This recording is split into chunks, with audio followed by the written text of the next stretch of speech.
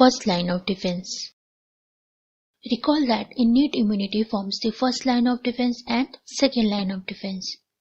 The function of first line of defense is to prevent pathogens from entering the body. We also saw that first line of defense is formed by skin and mucous membranes. Let us now find out more details about first line of defense. Skin. Skin is the body organ with the greatest surface area, and it provides the major barrier to pathogens. Skin consists of two parts. The outer part is known as epidermis and the deeper part is known as dermis. Epidermis is the outer thinner portion of the skin. Thus, it is in direct contact with the external environment. Epidermis consists of closely packed cells which are known as keratinocytes. Keratinocytes produce keratins, which are insoluble proteins and resistant to bacterial enzymes and toxins.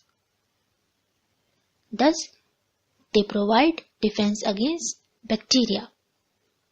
Other than that, outer skin cells shed continuously, and this shedding removes microorganisms that adhere to the surface of the skin. Skin has low pH, which discourages growth of many microbes. Dermis. Dermis is the inner thicker portion of the skin which is composed of connective tissue. Dermis contain sebaceous or oil glands which produce oily substance known as sebum. This sebum contains unsaturated fatty acids which inhibit growth of certain bacteria and fungi. Dermis also contains sweat glands which produce perspiration. Perspiration flushes microbes from the surface of the skin. Perspiration also contains salt, antimicrobial peptides and lysozyme. Now all these are antimicrobial in action. For example, salt by its osmotic action withdraws water from the bacteria or microbe, and this inhibits their growth and kills them. And lysozyme, we know that it is bactericidal in action since it breaks down their cell walls by attacking the peptidoglycan. So we saw that skin is a major barrier to pathogens. The contributing features are continuous shedding of the skin, its low pH, sebaceous glands which produce sebum, sweat glands which produce perspiration.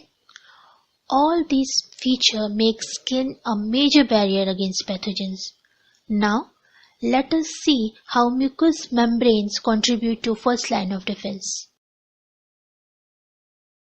Mucous membrane or mucosa is a membrane that lines various cavities in the body and surrounds internal organs.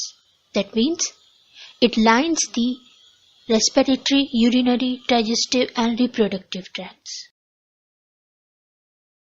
One important feature of mucous membranes is that the surface cells of mucous membranes are continuously shed and replaced by stem cells. This shedding process removes the attached microbes. Mucous membranes are moist. This is because they secrete a thick fluid known as mucus. The function of mucus is to lubricate and moisten the cavity surface. Besides that, this mucus also traps the pathogens and dirt which is expelled or eliminated by the body. Now, if we look at the upper respiratory tract of human body, nose contains mucus-coated hairs. These mucus-coated hairs trap and filter microbes from the air during inhalation. The mucus of the nose also contains lysozyme, which is bactericidal in action. Other than that, mucous membrane of the upper respiratory tract contains cilia, which are microscopic hair-like projections.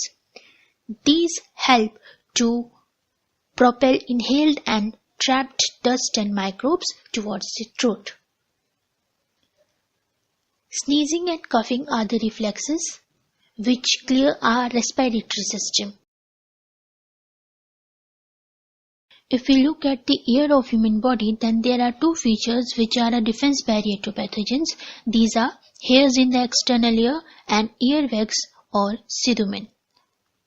Now, both these features prevent the entry of microbes inside the ear. Earwax is a mixture of secretions which are rich in fatty acids. Thus, they are responsible for the low pH of the ear, and this low pH inhibits the growth of many pathogenic microbes. Human eye.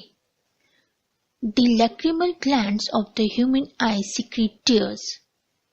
These tears keep conjunctiva of the eye moist, and this prevents the microbes from setting on the surface of eye.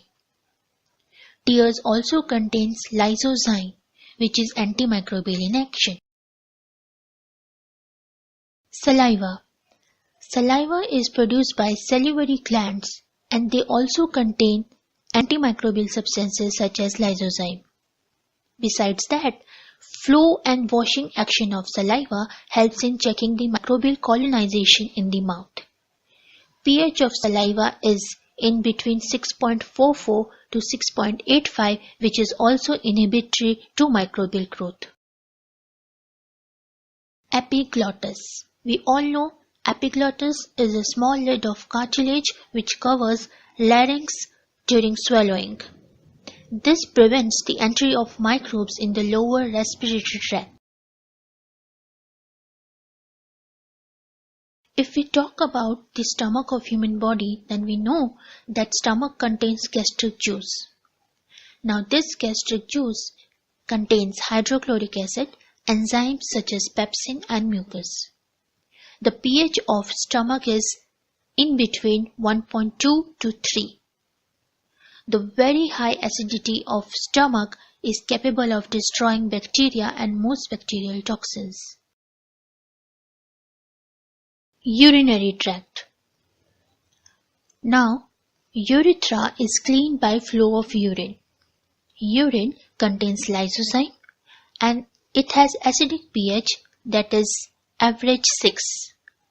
So these features inhibits microbes and their colonization in the urinary tract. Lastly, if we talk about reproductive tract, then in the female reproductive system, the vaginal secretions result in acidic pH, which is between 3 and 5.